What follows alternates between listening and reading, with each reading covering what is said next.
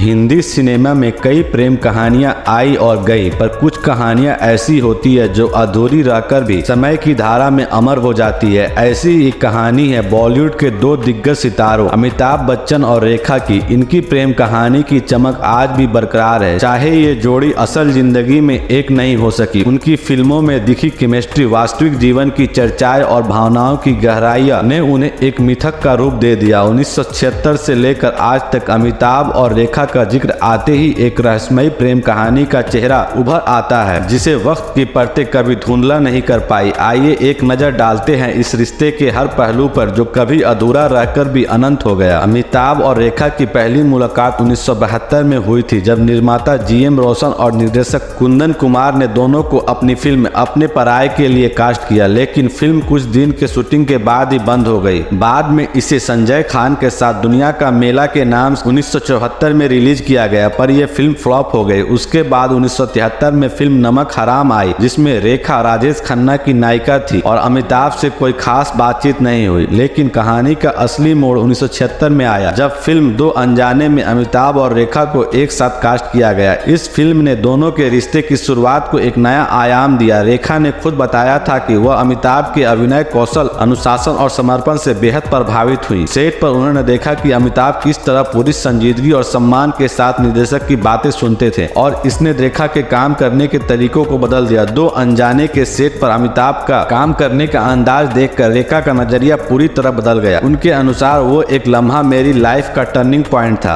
1976 के दौरान रेखा सिर्फ 22 साल की थी, जब अमिताभ 34 साल के। उस उम्र में इन भावनाओं में बहना स्वाभाविक था। अमिताभ के प्रति रेखा का आकर्षण का कारण उनका अभिनय और अनुशासन था, लेकिन यह कहानी केवल एक तरफा नहीं थी। जैसे कि अपने दौर के नामी हीरो प्रदीप कुमार ने कहा था, अगर नायक नायिका एक दूसरे को पसंद करते हैं और एक दूसरे का सम्मान करते हैं, तो भावनाएं गहराई में जाने से खुद को रोक नहीं पाती। शायद यह बात अमिताभ और रेखा के लिए भी सही साबित हुई। उन दिनों फिल्मों और मीडिया में उनके रोमांस के किस्से आम हो गए थे। उनके रिश्ते की गहराई का अंदाजा इस बात से भी लगाया जा सकता है कि फिल्म सिलसिला में इन दोनों को फिर से एक साथ कास्ट किया गया। ये वही फिल्म थी जिसमें पहले परवीन, बॉबी और स्मिता पाटिल को अमिताभ के साथ कास्ट किया गया था, लेकिन यश चोपड़ा ने आखिरी समय में निर्णय बदलकर जया बच्चन और रेखा को कास्ट कर दिया। यह भी एक रोचक तथ्य है कि सिलसिला में अमिताभ और रेखा का साथ आना यश चोपड़ा की इस शर्त पर हुआ कि ये फिल्म करने के बाद अमिताभ और रेखा फिर कभी साथ काम नहीं करेंगे। सिलसिला के सेट पर अमिताभ, जया और रेखा तीनों की मौजूदगी अपने आप में एक अनोखा अनुभव था। एक बार रेखा ने जया को दीदी भाई कहकर बुलाया, जो दर्शाता है कि रेखा जया को हमेशा से सम्मान देती रही है। शूटिंग के दौरान जब प्रोफेशनल थे, लेकिन इस प्रेम त्रिकोण ने दर्शकों के दिलों में जगह बना ली। सिलसिला के बाद दोनों ने कभी एक साथ काम नहीं किया और इसे अमिताभ और रेखा का आखिरी ऑन स्क्रीन मिलन माना जाता है। इसके बाद 1990 में रेखा ने एक दिल्ली के उद्योगपति मुकेश गुप्ता से शादी की, लेकिन उनकी मौत के बाद रेखा जब मांग में सिंदूर के साथ सार्वजनिक रूप में दिखाई दी, तो लोगों ने इसे अमिताभ से जोड़कर देखा और ये अफवाहें फिर हवा में तैरने लगी। अमिताभ और रेखा की प्रेम कहानी अधूरी रहकर भी दिलचस्पी का विषय बनी हुई है। इसे राज कपूर नरगिस की प्रेम कहानी की तरह ही अमर माना जाता है। रेखा ने अपने जीवन में कई फिल्में की और कई रिश्ते बने बिगड़े, लेकिन उनकी और अमिताभ की जोड़ी का जादू कभी फीका नहीं पड़ा। सिलसिला के बाद दोनों अलग राहों पर चले गए, लेकिन आज भी उनकी जोड़ी की गूंज सिनेमा प्रेमियों के दिलों में बरकरार है। ये कहानी हमें याद दिलाती है कि कुछ रिश्ते वक्त की परतों से दम नहीं पाते और उनका सिलसिला किसी न किसी रूप में हमेशा चलता रहता है।